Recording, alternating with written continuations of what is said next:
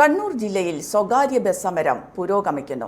അപ്രതീക്ഷിത പണിമുടക്കിൽ യാത്രക്കാർ പലരും പെരുവഴിയിലായി.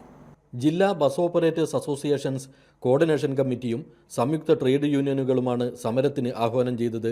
പോലീസ് രഹസ്യമായി സ്വകാര്യ ബസ്സുകളുടെ ഫോട്ടോയെടുത്ത് വൻ തുക ചുമത്തി പീഡിപ്പിക്കുന്നത് ഒഴിവാക്കണമെന്നാവശ്യപ്പെട്ടാണ് സമരം. വൻ പിഴ ചുമത്തുന്നത് കാരണം സ്വകാര്യ ബസ് ഉടമകൾക്ക് വലിയ നഷ്ടമാണ് ഉണ്ടാകുന്നതെന്നും ഇതിൻ്റെ ദുരിതം ബസ് തൊഴിലാളികളും അനുഭവിക്കേണ്ടി വരുന്നുവെന്നും ബസ് ഉടമകളും തൊഴിലാളികളും പറയുന്നു.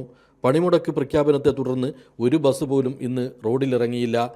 പണിമുടക്ക് അറിയാതെ യാത്രയ്ക്ക് ബസ് സ്റ്റാൻഡിലെത്തിയവർ ബസ് കിട്ടാതെ വലഞ്ഞു. ഇത് ജനങ്ങൾക്ക് ദുരിതമല്ലേ? പെട്ടെന്ന് ഇതാക്കുമ്പോൾ ജനങ്ങൾക്ക് വളരെ ദുരിതമാണ് ഇതിൻ്റെ അകത്തുള്ള സംഭവം. കാരണം എന്താ വെച്ചാൽ പെട്ടെന്ന് യാത്രക്കാരെല്ലാം പറയല്ലേ ഇത്.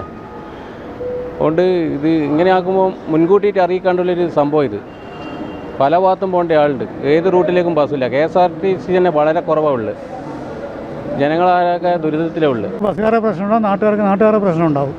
പക്ഷേ ഇത് മുൻകൂട്ടി അറിയിക്കണ്ടേ? 2 ദിവസം മുമ്പെങ്കിലും 2 ദിവസം മുമ്പ് എത്ര ആൾക്കാരാണ് ബുദ്ധിമുട്ടുന്നത്? അവസ്ഥ പറഞ്ഞാൽ ഞങ്ങൾ രാവിലെ കാസർഗോഡ് നിന്ന് വന്നതാണ്. ഇപ്പോൾ ഗവൺമെൻറ് ബസ്സിനെ മാത്രം ആശ്രയിച്ചിട്ട് നിൽക്കുന്നുണ്ട്. കുറച്ച് പ്രശ്നമായി ഇത്ര തന്നെ.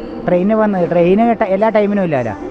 ഇവിടെ വന്നപ്പോൾ കുടുങ്ങിപ്പോയി. കാരണം ഞാൻ ഇന്നലെ പരിയാരം മെഡിക്കൽ കോളേജിൽ ക്യാമ്പിനായിട്ട് വന്നതായിരുന്നു.